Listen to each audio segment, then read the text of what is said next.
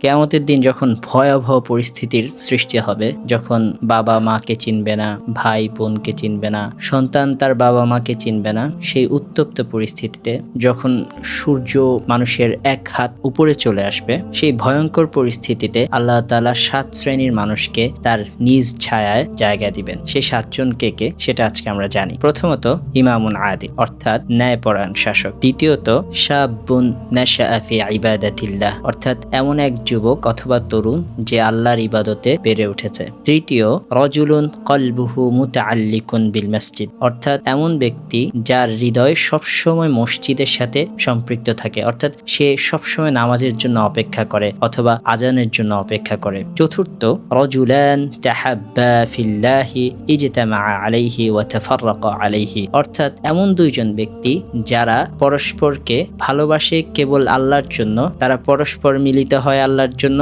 এবং পরস্পরের মধ্যে পৃথকও হয় কেবল আল্লাহর জন্য। পঞ্চম হলো এমন ব্যক্তি রজুলুন যাকারাল্লাহ খালিয়ান ফাফাদাত আইনাহু, যে ব্যক্তি নির্জনে আল্লাহকে ডাকে এবং তার চোখ অশ্রুসিক্ত হয়। ষষ্ঠ হলো রজুলুন দাআতহু ইমরাআতুন যাতু মানসাবিন ওয়া জামালিন ফাকালা ইন্নী আখাফুল্লাহ, এমন ব্যক্তি যাকে কোনো মর্যাদাশালী এবং ধনী সম্ভ্রান্ত নারী আহ্বান করে অথবা কুপ্রস্তাব করে, তখন সে বলে আমি আল্লাহকে ভয় করি। আর সপ্তম হলো সেই ব্যক্তি রজুলুন তাসাদ্দাকা বিসাদাকাতিন ফাআখফাহা হাত্তা তা'লাম শিমালুহু মা তুনফিকু ইয়ামিনুহু, অর্থাৎ এমন ব্যক্তি যে এতটা গোপনে দান করে যে তার ডান হাত কি দান করেছে বাম হাত সেটা বলতে পারে না।